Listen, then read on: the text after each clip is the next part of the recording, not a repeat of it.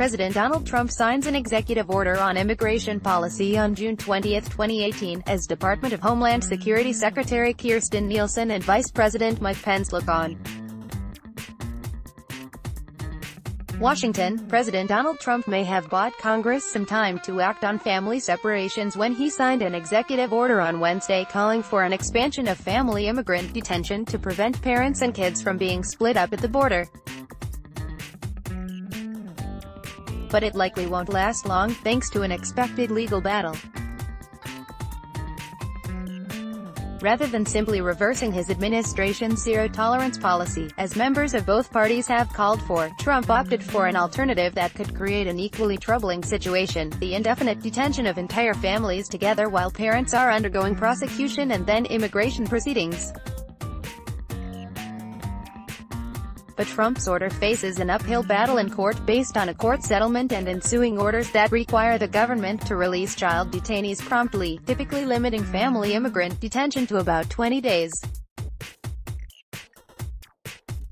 The Trump administration cited the restriction when it announced its zero-tolerance policy, which called for prosecuting adult migrants for illegal entry even if it meant separating them from their kids.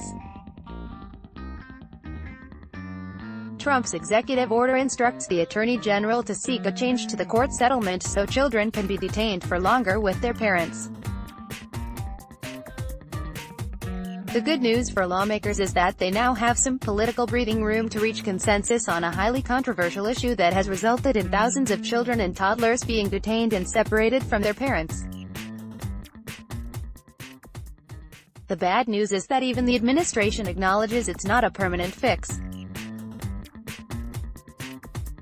Congress needs to legislate. Department of Homeland Security Secretary Kirstjen Nielsen told reporters after leaving a meeting with Republicans on Capitol Hill. "I see this as giving us the opportunity to set the rules of the road in this area because I don't know how long the executive order will be in effect," added Sen. Susan Collins, our Maine. "I think legislation is still a good idea, but certainly it is a positive step forward if the executive order says children will no longer be separate from their families." The bad news, however, may be that Trump's executive order deflates some of the urgency surrounding the issue. Congress doesn't have a great track record for producing legislation without a specific deadline, especially on a controversial topic like immigration. For example, young undocumented immigrants who came to the country as children, known as Dreamers, still face legal limbo because lawmakers failed to codify protections for them when Trump ended President Barack Obama's Deferred Action for Childhood Arrivals (DACA) program.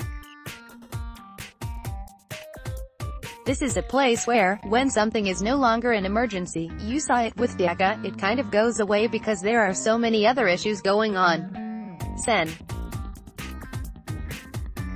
Marco Rubio, our Florida, said Wednesday, "You're a court ruling away from being back to the same thing.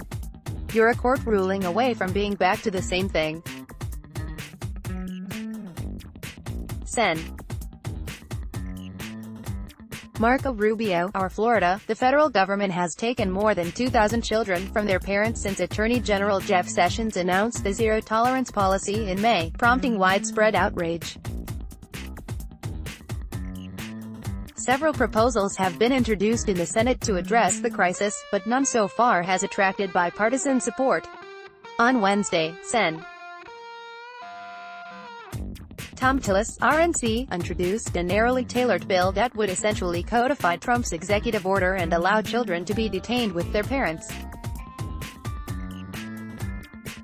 It has 27 GOP co-sponsors, including Senate Majority Leader Mitch McConnell, or Kentucky, who ultimately decides which bill gets a vote on the floor. Democrats, meanwhile, have continued to insist that no legislation is necessary to address the crisis because the Trump administration could reverse its zero-tolerance policy immediately. They also say they oppose locking up families together, calling it a monstrous policy. Locking up whole families is no solution at all. The Trump administration must reverse its policy of prosecuting vulnerable people fleeing three of the most dangerous countries on earth, who are attempting to seek safe haven in America. Sen. Dick Durbin, the number 2 Democrat in the Senate, said in a statement on Wednesday.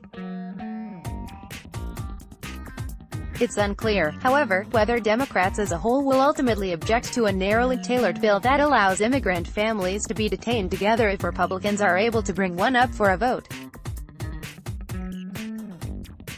If they decide to oppose it, they could be blamed for standing in the way of a solution. The idea that we don't want to fix this is just not plausible. Sen. Brian Schatz, D. Hawaii, said Wednesday, dismissing the notion that his party would receive blame. It only is plausible for a few operatives on the Republican side whispering in the ears of journalists.